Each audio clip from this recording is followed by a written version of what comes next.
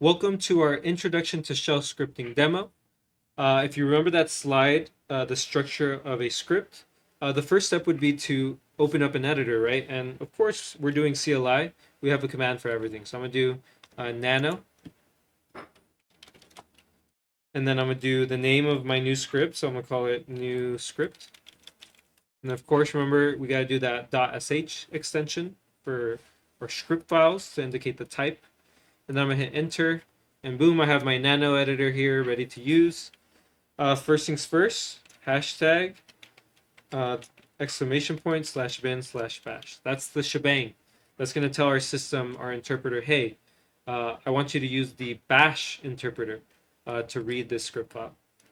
And then let's do a comment. But before I do my comment, let's actually run some code. So let's do echo, and we're going to do welcome, and then $user. So remember, user is an environment variable. Now, of course, I can create my own variables. So for example, I could say, let's see, we're going to do author name. Oops, sorry, can't type. Author name equals no spaces for the most part when you're writing script files. Force a habit from different programming languages, but just it's best to skip the spaces between those equal signs. All right, so author name, we're gonna do. We'll put Professor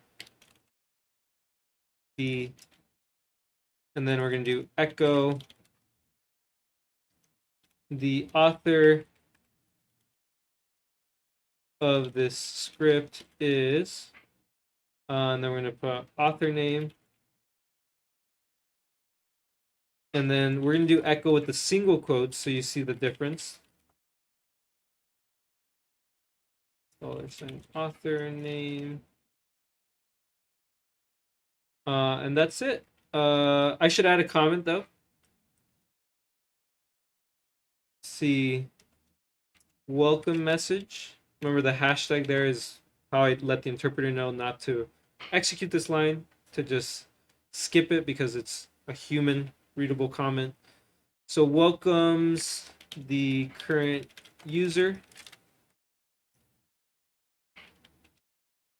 Variable to store the script author's name.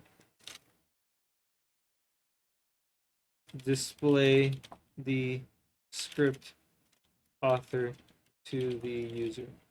When I say user, right, of course, the person that's running the script. Now, if I want to save this, you could just hit exit, and it's always going to say, hey, you changed this file, so do you want to save it? I'll hit yes. I'll hit enter. And there you go. Now, let me try to run my script. Oh, it's not even going to autocomplete. I'll have to do autocomplete, but permission denied. That's because I haven't run my chmod plus x new script. Now I can do /. Now I can autocomplete. Now I can hit enter. Check it out. Welcome VBox user.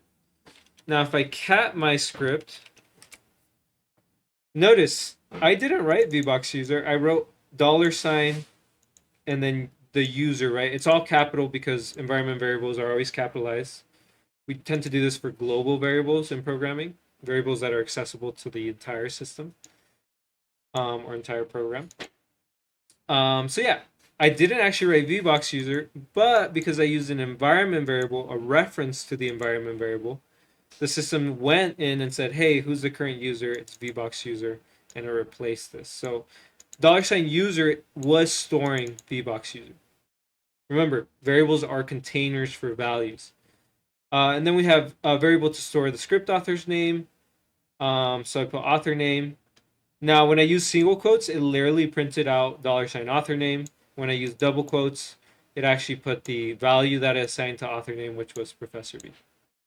And there you go. That's scripts. Simple as that. Of course, right, we're going to do more complex things with this. We're going to add some skills as we go along. But first, got to start with the basics before we get to the advanced stuff.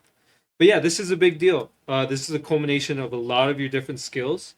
You put those together, and boom, you can write a script.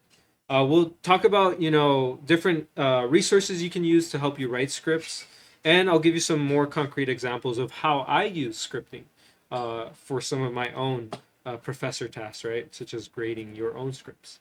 So yeah, that's all coming soon in the next lessons, but that's it for this week's demo.